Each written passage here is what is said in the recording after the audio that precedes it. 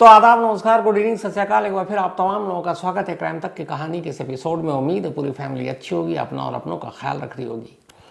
आज की तारीख में कुल पूरे देश में 18,456 18,456 ऐसे मामले हैं जिसकी जांच सीबीआई को सौंपी गई और ये पेंडिंग है।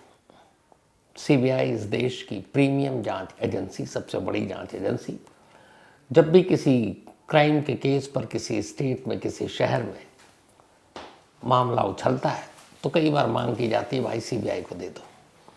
और उसी सीबीआई की जांच का अंजाम ये है कि 18,456 केस अभी पेंडिंग है जिनका कुछ नतीजा ही नहीं आया। इनमें से 13,100 केस, 13,100 ऐसे केस हैं जो रिवीजन, अपील के पेंडिंग में पड़े हुए हाई कोर्ट में या सुप्रीम कोर्ट में। 600 केस तो ऐसे हैं जो पिछले 20 सालों से ही पेंडिंग है। 600 केस। ये सीबीआई का कुछ लेखा जोखा है। अब मैं अचानक सीबीआई की बातें क्यों कर रहा हूं? हाल के वक्त में शायद देश में इससे पहले ऐसा कभी नहीं हुआ जो बिहार में हुआ। बिहार की नीट छात्रा की मौत के मामले में बिहार सरकार ने 31 जनवरी को, जनवरी के आखिरी दिन, अचानक शाम के वक्त एक ऑर्डर पास किया और सिफारिश कर दी कि नीट की छात्रा की मौत की जांच सीबीआई करेगी। दो जांच के लिए अलग अलग टीम बनाई पटना पुलिस ने। पहले लोकल पुलिस ने किया, फिर एसआईटी ने किया, फिर एसआईटी के साथ सीआईडी की टीम को भी जोड़ दिया गया।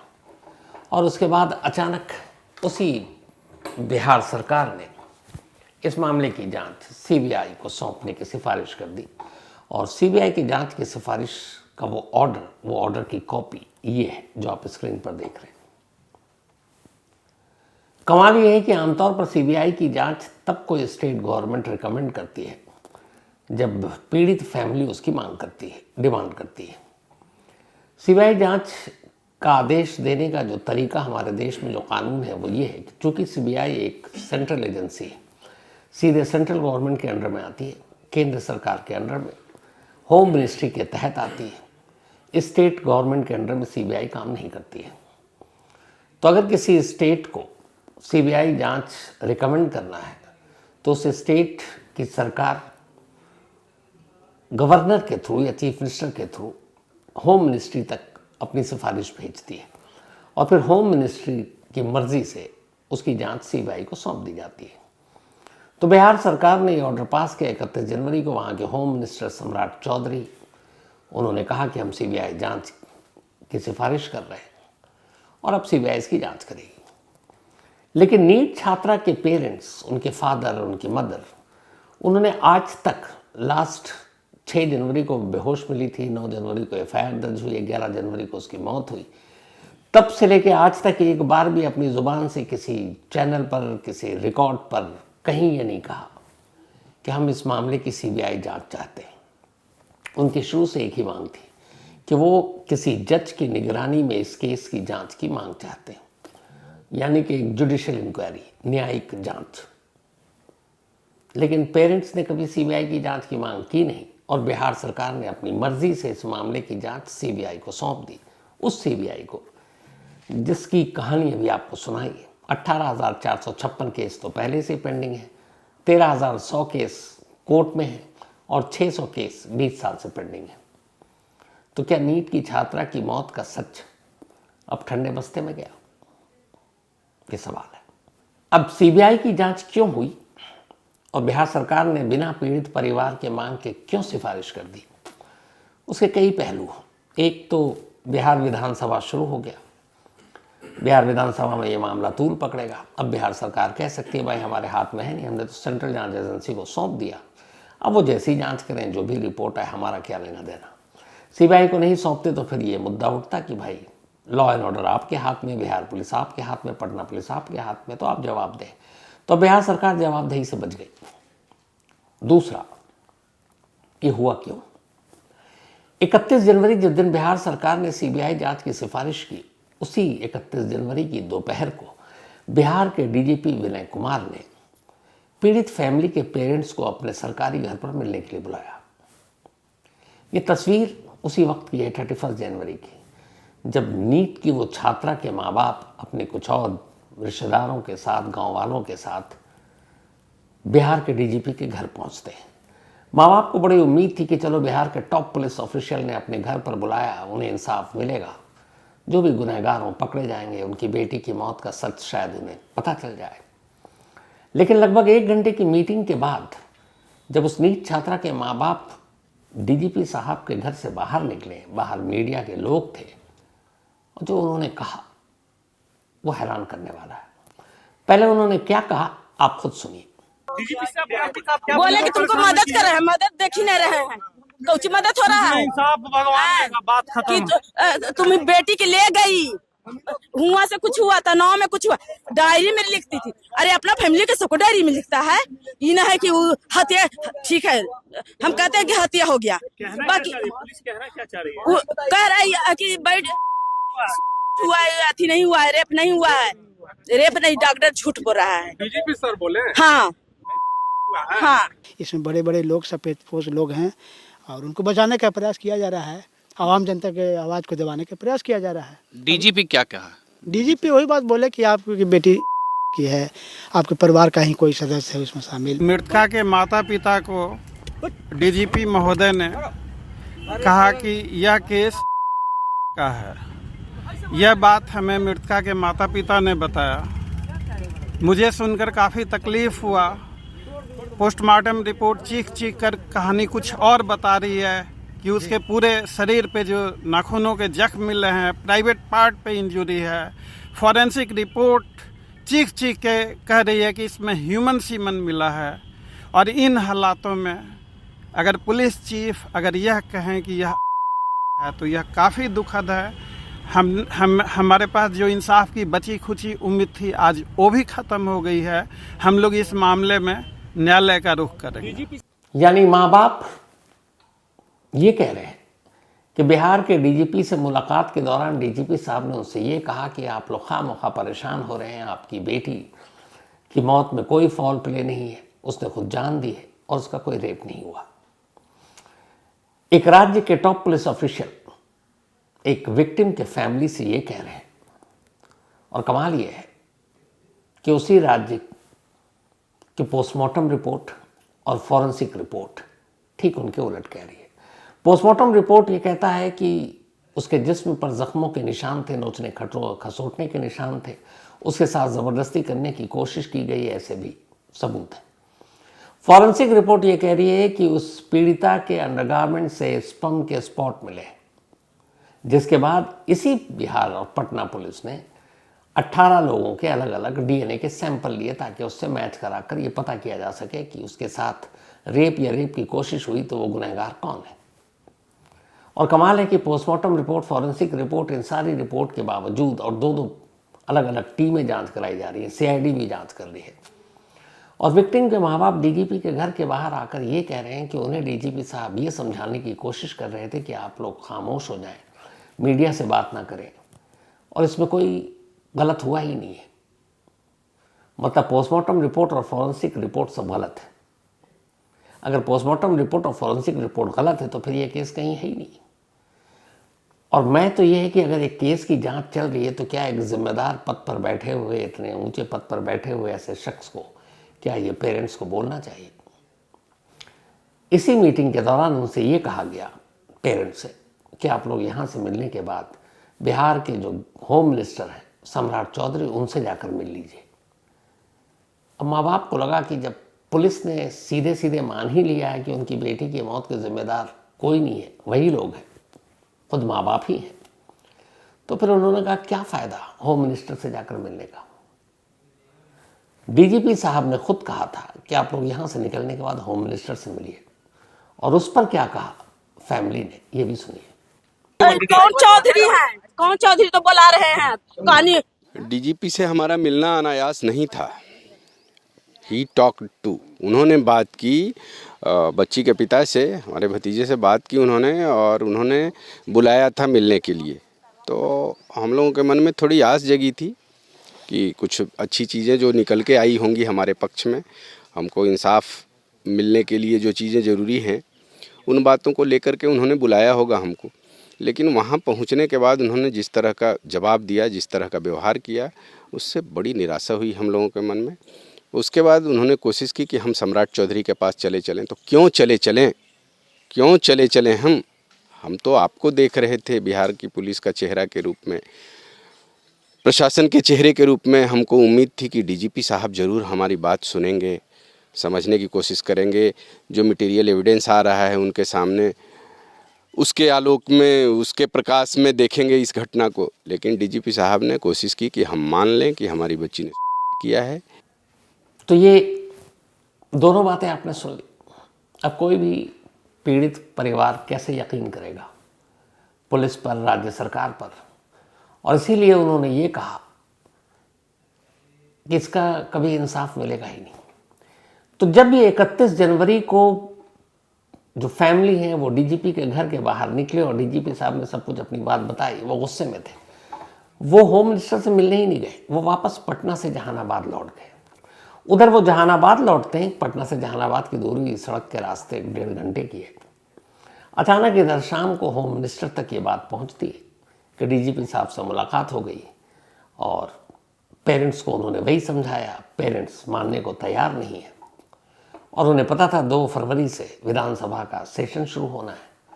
तो उन्होंने 31 जनवरी की शाम को ही आनन फानन में एक आदेश निकाल दिया कि बिहार सरकार इस मामले की जांच सीबीआई को सौंपने की सिफारिश कर रही है। ये सारी चीज़ें कुछ घंटों के अंदर हुई। अब जब फैमिली को पता चला, वो अपने आप को ठगा हुआ महसूस कर रहे हैं, क्योंकि उन्होंने मांग तो की नहीं। फैमिली तब भी अब भी यही मांग कर रही है कि उन्हें सीबीआई के बारे में पता है कि सीबीआई कैसे जांच करती है, मामला ठंडे बस्ते में चला जाता है। तो वो एक जुडिशियल इंक्वायरी की मांग कर रहे हैं, जो एक जज की निगरानी में पूरे केस की जांच हो। और ये बात भी पेरेंट्स ने कैमरे पर कही। सीबीआई जांच का आदेश जो हुआ है, उस जांच के आदेश के बावजूद जब उनसे पूछा गया, अब भी वो इसी मांग पर अड़े हैं कि उन्हें सीबीआई नहीं, न्यायिक जांच चाहिए। खुद उनकी ही जुबानी सुनिए। हम तो चाहते हैं कि न्यायिक जांच हो। अच्छा, जी, न्यायिक जांच हो। क्या सीबीआई आप जांच नहीं चाहते? ना, हम कभी न मौखिक रूप से न लिखित रूप से हमने कोई कुछ नहीं, हमने कभी नहीं मांगा है, कभी इस तरह की जांच की मांग हमने नहीं की कि सीबीआई जांच करवाई जाए। चूँकि बाकी के मामलों में, पहले के मामलों में भी हम देख रहे हैं कि सीबीआई के निष्कर्ष तक पहुंचने तक सामने वाला पक्ष निराश हो चुका होता है। फिर उसमें वो क्षमता नहीं रहती है कि सीबीआई रिपोर्ट में क्या आया वो देखे, या फिर justice is delayed. This is the process by which government और system can manage a delayed justice. Justice delayed is justice denied. इंसाफ मिलने की पहली सीढ़ी जांच एजेंसियों की निष्पक्षता है। अब सीबीआई के पास जो केस जिस हालात में सौंपा जा रहा है, कई अहम सबूत और साक्ष्य इसमें या तो नष्ट कर दिए गए या मिटा दिए गए या उनके साथ छेड़छाड़ की गई है। तो ये भी सुन लिया।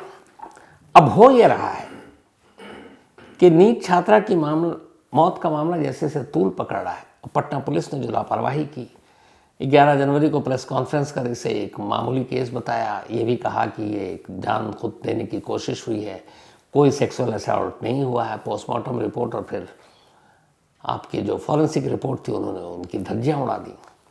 अब इस केस में कोई फॉल प्ले नहीं है।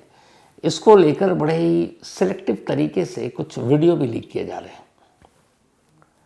जिस शंभू गर्ल्स हॉस्टल में ये नीट की छात्रा रहकर तैयारी कर रही थी डॉक्टर बनने की, उस शंभू गर्ल्स हॉस्टल का वीडियो अब सामने आया 6 जनवरी का। 6 जनवरी वही तारीख थी जब ये लड़की हॉस्टल के अपने कमरे में बेहोश मिली थी। तो एक वीडियो है, लगभग 10 मिनट का वीडियो है। अब इस पूरे वीडियो को पहले मैं आपको थोड़ा सा इसको दिखाना चाहता हूँ विथ टाइमलाइन। अगर आप देखेंगे वीडियो की जो सीसीटीवी फुटेज है, हॉस्टल के अंदर सीसीटीवी कैमरा लगा हुआ था कैंपस में, तो उसी कैमरे का ये विजुअल है। अगर आप देखेंगे उस वक्त इसकी घड़ी में 3:50 हो रहा है। 3:50 में एक कॉरिडोर दिखाई दे रहा है जिसके दोनों तरफ दरवाजे हैं जो लड़कियों के कमरे हैं। बहुत ही छोटा सा और बड़ा ही संकरा सा ये हॉस्टल है। कमरे छोटे छोटे, मैंने बहुत पहले आपको बताया भी था। तो 3:50 से ये वीडियो है, ये जारी हुआ है या फिर मीडिया के हाथ लगा है। तो इस वीडियो में आप देखेंगे कि बहुत सारी लड़कियां कमरे से निकलकर सामने की तरफ जा रही हैं, फिर एक शोर है, आवाज़ आ रही है, कुछ जो नाम लेकर भी पुकारा जा रहा है, लेकिन दरवाज़ा खुल नहीं रहा है। एक एक कर लड़कियों की तादाद बढ़ती जा रही है, करीब 10-12 लड़कियां होंगी, और ये लगभग अगले 10 मिनट तक यही चलता रहता है कि एक सामने की तरफ, बाईं तरफ एक दरवाजे को खोलने की कोशिश की जा रही है। ये वही दरवाज़ा, वही कमरा है जिसमें ये नीट की छात्रा रहा करती थी। दरवाज़ा खुलता नहीं है। फिर अचानक इसी वीडियो में दिखाई देता है कि गर्ल्स हॉस्टल के अंदर कोई मेल स्टाफ एंटर करता है। ये हॉस्टल में ही काम करने वाले लोग थे, वहाँ के स्टाफ थे, और उनमें से एक गार्ड है। करीब 4:01 का वक्त हो चुका है। 10 मिनट तक कोशिश होती है, हो सकता है 10 मिनट 3:50 से भी पहले कोशिश हो रही हो, लेकिन अब वीडियो के हिसाब से 3:50 से ये वीडियो शुरू हुआ और 4:01 पर शायद दरवाज़ा खुल गया। और जैसे ही दरवाज़ा खुलता है, कुछ लड़कियों के चीखने की, कुछ के रोने की आवाज़ आती है। एक आवाज़ आती है, पानी लाओ, पानी लाओ। और फिर उसी वक्त एक शख्स गोद में एक लड़की को उठाकर तेज़ी से निकलता है, लगभग दौड़ रहा है। लड़की बेहोश है, वो उसकी गोद में है और वो उसे लेकर भाग रहा है। ये वही नीट की छात्रा है जो अपने कमरे में बेहोशी के आलम में मिली थी। इसके बाद इस छात्रा को यहाँ से सीसीटीवी कैमरे से जैसे ही वो बाहर निकलता है, 200 मीटर की दूरी पर सहजानंद हॉस्पिटल था जहाँ उसको ले जाया जाता है, लेकिन वो बेहोश थी। उस सहजानंद हॉस्पिटल के क्लिनिक में इलाज का इतना इंतज़ाम नहीं, तो फिर वो उसे प्रभात हॉस्पिटल भेजते हैं जहाँ वो अगले 5 दिन तक रहती है। फिर 6ठे दिन वो पटना के मेदांता पहुँचती है और उसकी मौत हो जाती है। फिर ये सारी कहानी शुरू होती है, वो सारी आपको डिटेल में बताई। तो अब ये वीडियो सामने आया। इस वीडियो में वही है जो पहले दिन से ही कहानी है, हॉस्टल के जो स्टाफ ने भी बताया, मीडिया को भी बताया। 5 फरवरी को, बल्कि जनवरी को, ये लड़की 26 दिसंबर से 5 जनवरी तक अपने घर गई थी। 5 जनवरी को ये लौटती है और 6 जनवरी को ये कमरे में इस तरह बेहोशी के आलम में पाई जाती है। 5 तारीख को जब ये कमरे में लौटी, उसके बाद ये सीसीटीवी कैमरे में, इसी कैमरे में जिस कैमरे से इस विजुअल को आपने देखा कॉरिडोर का, ये लड़की 2 बार नजर आई थी और दोनों बार वो पानी लेकर अपने रूम में चली गई थी। इसके बाद वो नजर नहीं आई। 6 फरवरी को तो वो कमरे के बाहर निकली ही नहीं, और फिर निकली तो इस तरीके से कि वो बेहोश और उसको गोद में उठाकर ले जाया गया। तब ये सारी तस्वीरें, इन तस्वीरों के ज़रिए अब पटना पुलिस, जो कि मामला सीबीआई को सौंप दिया गया, ये बताने की कोशिश कर रही है कि देखिए हमारे पास शुरू से ही सारे सीसीटीवी फुटेज हैं, हमने कोई गलती नहीं की है। लड़की कमरे में ही बेहोश मिली, यहाँ पे कोई एंट्री नहीं थी, कोई बाहर का नहीं आया। लेकिन फिर बात वही है कि जब तक आप फॉरेंसिक जांच नहीं होगी कि ये कैमरा तो एक है, कई बार कैमरे और तस्वीरें दोनों झूठ बोलते हैं। तो इससे पहले कुछ हुआ, कुछ छेड़छाड़ हुए, इसके पीछे के फुटेज, आगे के फुटेज, वो क्या है, तो ये सारी कहानी तो सामने आई नहीं। और बिहार सरकार ने खुद ये माना है, कई जगह पे कहा गया कि इस लड़की की जो मौत है, अब शायद उन्होंने भावनाओं में आकर कहा हो कि ये मर्डर है और इसीलिए हम चाहते हैं सच्चाई सामने आए, सीबीआई की जांच करवा रहे हैं। तो अब सीबीआई की जो जांच जो है वो होनी है, लेकिन उसी सीबीआई के बारे में आपको पूरी जानकारी मैं दे चुका हूँ। ये वही सीबीआई है जिसके जितने हाई प्रोफाइल केस, आपको याद होगा अभी कुछ दिन पहले जो उत्तराखंड में हुआ, अंकिता भंडारी, खबर तब तक आ रही थी क्या क्या हो रहा है, लेकिन जैसे ही मुख्यमंत्री धामी साहब ने सीबीआई जांच के आदेश दिए, आज 10 दिन तो हो गया, आपने अंकिता भंडारी की खबर भी नहीं सुनी होगी कहीं। क्यों? क्योंकि अब सीबीआई को देने का मतलब वही है, अब आप भूल जाइए। Aarushi Hemraj double murder case हो, व्यापम केस हो, श्रद्धा चिटफंड स्कैम हो, PNB Nirav Modi fraud case हो, या फिर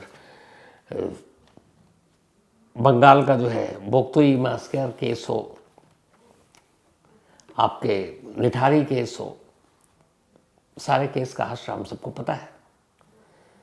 जब 18,000 के आसपास केस ही पेंडिंग हो, जिसकी जांच आ ही नहीं हो, 600 केस 20 साल पुराने हों, तो फिर सीबीआई से आप जांच की किस तरह की उम्मीद करेंगे। और कमाल ये भी है कि सीबीआई जो फाइनेंशियल या करप्शन के केसेस होते हैं उनको तो बहुत जल्दी सुलझा लेती है, क्योंकि ज़्यादातर उसमें पॉलिटिक्स होता है।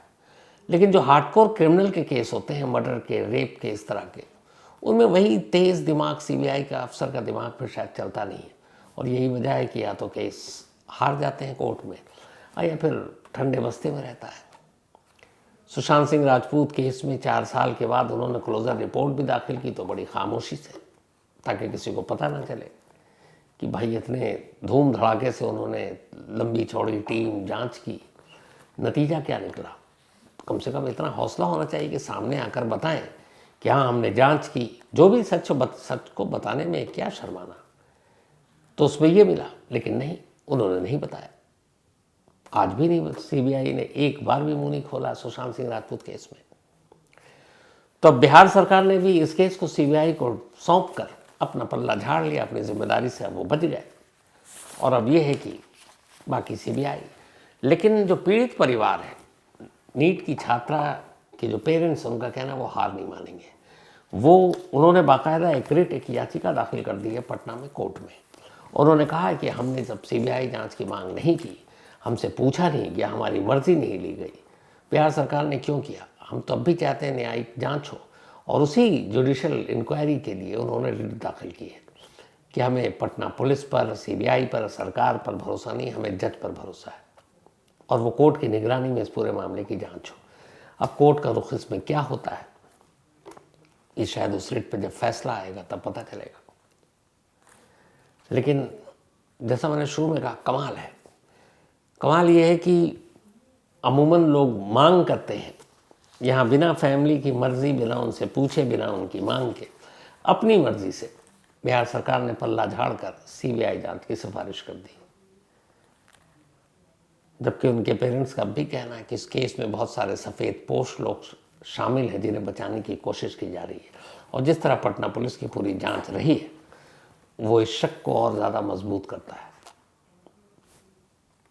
फिलहाल तो इस कहानी में इतना ही है। हाँ, इसमें एक नई चीज़ भी आई है, जो खबर आ रही है वो ये कि जो 18 लोगों के डीएनए सैंपल लिए गए थे वो उस स्पर्म से मैच ही नहीं किया किसी का भी। इसमें हॉस्टल का जो मालिक था, वो जो स्टाफ थे सारे, वो अब अगर 18 लोगों के फैमिली को छोड़ दें, फैमिली का तो डीएनए इसलिए लिया गया ताकि उस लड़की के साथ मैच करे कि हाँ वो उन्हीं की बेटी, उनकी रिश्तेदार है, तो वो अलग चीज़ है। 18 वो लोग थे जिनको शक के दायरे में रखकर उनका डीएनए सैंपल लिया गया था कि कहीं ये वो तो नहीं है जिन्होंने लड़की के साथ ज़बरदस्ती करने की कोशिश की थी। और रिपोर्ट ही आ रही है कि 18 के सैंपल उस लड़की के अंडरगारमेंट्स में मिले स्पर्म से मैच नहीं किया, यानी कि ये 18 के 18 बेकसूर हैं। तो इससे दूसरा सवाल ये भी है कि इसका मतलब है कि जिसके स्पर्म के नमूने वहाँ स्पॉट मिले हैं वो असली गुनहगार कोई और है, और वो कौन है, यही सवाल है। और ये कौन कहीं सिर्फ कौन न बनकर रह जाए, ये डर भी है। तो खैर, इसके साथ ही इस कहानी में आज इतना ही। लेकिन कहानी ख़त्म करूँ उससे पहले वही अपना सिलसिला। आज सोनिया रहेजा जी, इनका बर्थडे है, तो हैप्पी बर्थडे सोनिया जी। और ये भेजा है प्रेम ने। इसके अलावा रिया तिवारी, इनका भी जन्मदिन है, तो हैप्पी बर्थडे रिया। और ये भेजा अमित गुप्ता ने है। साथ ही असवन खान, इनका भी बर्थडे है, तो हैप्पी बर्थडे असवन। और ये शमी के बेटे हैं मेवात से। अमित वर्मा, इनका भी बर्थडे है, तो हैप्पी बर्थडे अमित। और ये भेजा है विकास वर्मा जी ने, विकास साहब के बेटे हैं अमित। तो इसके साथ ही कहानी में आज इतना ही। अब आपसे मुलाकात होगी कल रात 9 बजे किसी नई कहानी के साथ। तब तक अपना और अपनों का ख्याल रखिएगा। Thank you very much.